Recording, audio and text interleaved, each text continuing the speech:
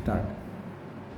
પરમ પૂજ્ય સાત્વિક શિરોમણી ગચ્છાધિપતિ આચાર્ય ભગવંત શ્રી જય સુખદેવ શ્રી મહારાજ આજે 13મી પુણ્યતિથિ છે. એ નિમિત્તે પૂજ્યશ્રીનો ગુણાનુવાદ કરવામાં આવે છે. એમનો સંક્ષિપ્ત પરિચય. તેઓનું સંસારી નામ બિપિનભાઈ, પિતાશ્રી કાંતિલાલ વડીલાલ શાહ, માતા શાંતાબેન,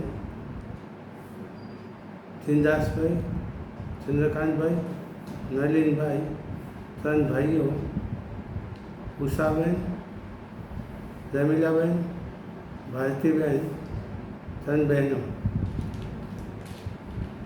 પરમ પૂજ્ય શાસન સમ્રાટ આચાર્ય શ્રી નેમિશ્વરેશ્વરજી મહારાજના શિષ્ય પટ્ટધર પરમ પૂજ્ય આચાર્ય શ્રી વિજ્ઞાન સુરેશ્વરજી મહારાજ, તેમના પટ્ટધર આચાર્ય શ્રી વિજય કસ્તુર સુરેશ્વરજી મહારાજ, તેમના પટ્ટધર આચાર્ય ભગવાન શ્રી વિજય યશોભદ્ર સુરેશ્વરજી મહારાજ, તેમના પટ્ટધર આચાર્ય ભગવાન શ્રી વિજય શુભંકર સુરેશ્વરજી મહારાજ અને તેમના શિષ્ય અમારા ગુરુદેવ પરમ પૂજ્ય આચાર્ય શ્રી સુરેશ્વર સુરેશ્વરજી મહારાજ.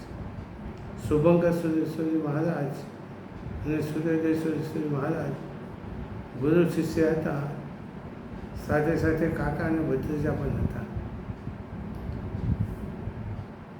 તેઓની દીક્ષા વિક્રમ સંવત 2003 માગસર સુદ 14 વૈજલપુર પાસે પરોલી તીર્થમાં, ગણિપત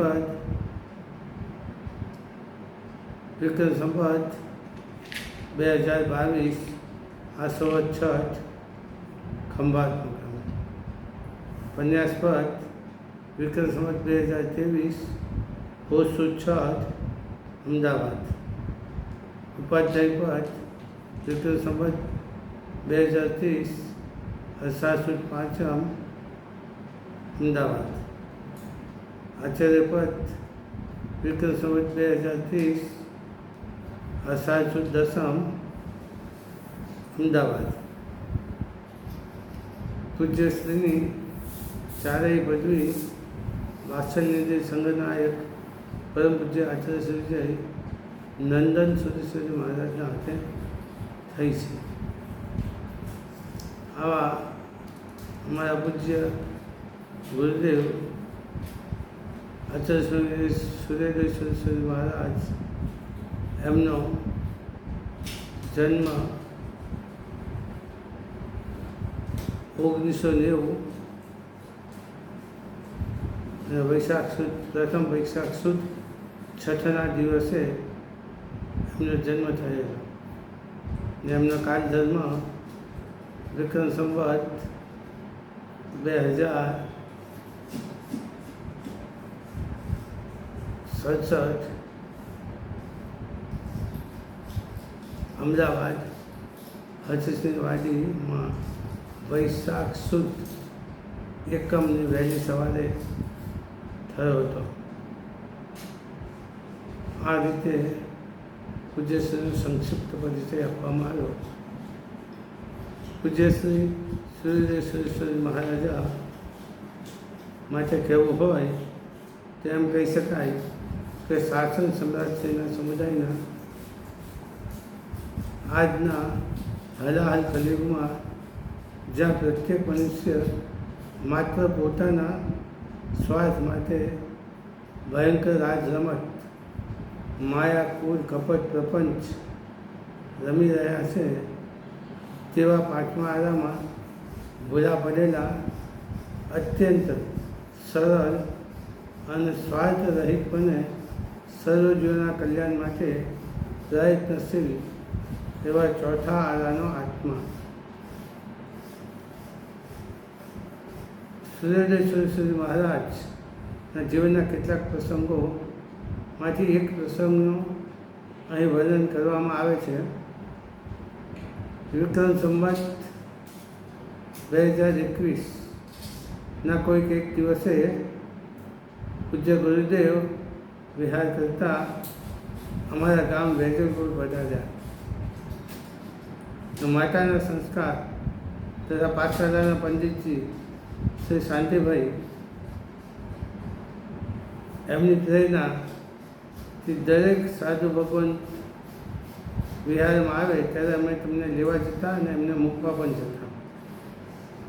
તો આ રીતે વહેલી સવારે વળવા વિહાર કરીને આવેલા પૂજ્ય ગુરુદેવને ગોચર વળવા પણ ઘરે લઈ જતા અને જ્યાં સુધી ગામમાં હોય ત્યાં સુધી ઉપાશ્રય જ રહેતા. તો આ રીતે સૌ પ્રથમવાર ગુરુદેવ પધાર્યા ત્યારે હું પાઠશાલામાં સંતકર્મ સૂત્ર શીખવા માટેની તૈયારી કરતો હતો. તે દિવસે તેરુશ્રીના મુખે સંતિકર્મ સૂત્રની 10 ગાથા લઈ એક જ દિવસમાં કંઠસ્થ કરી હતી. ગુરુદેવનું સાનિધ્ય કેટલું પ્રભાવશાળી હતું તે દર્શાવવા માટે જ આ પ્રસંગનું વર્ણન કરું છું. ગુરુદેવ તો બીજા દિવસે સવારે વિહાર કરી ગોધરા પધાર્યા, પરંતુ બીજે દિવસે મેં એ સંતિકર્મ સૂત્રની બાકીની 3 ગાથા કંઠસ્થ કરી દીધી. પણ ત્યાર પછી બન્યું એવું કે સંતિકર્મ સૂત્રની ગુરુદેવ પાસે કંઠસ્થ કરેલી ગાથા ક્યારેય ભૂલ્યો નથી.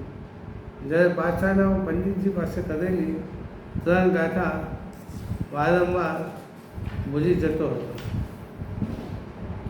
આ છે ગુરુદેવનું સાનિધ્ય, એમનો પ્રભાવ, એમના ઓરા એટલે કે આભામંડળનો આ ચમત્કારિક શક્તિ અંગે હું અવારનવાર વાત કરું છું.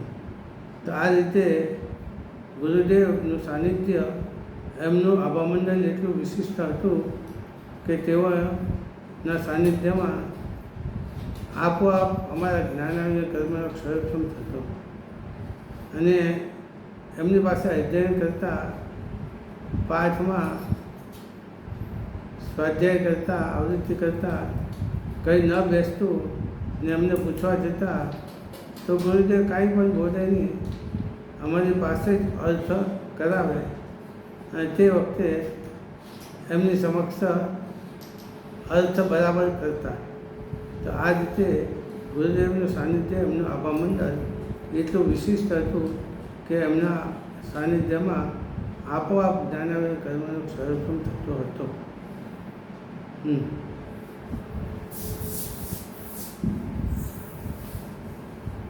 બસ.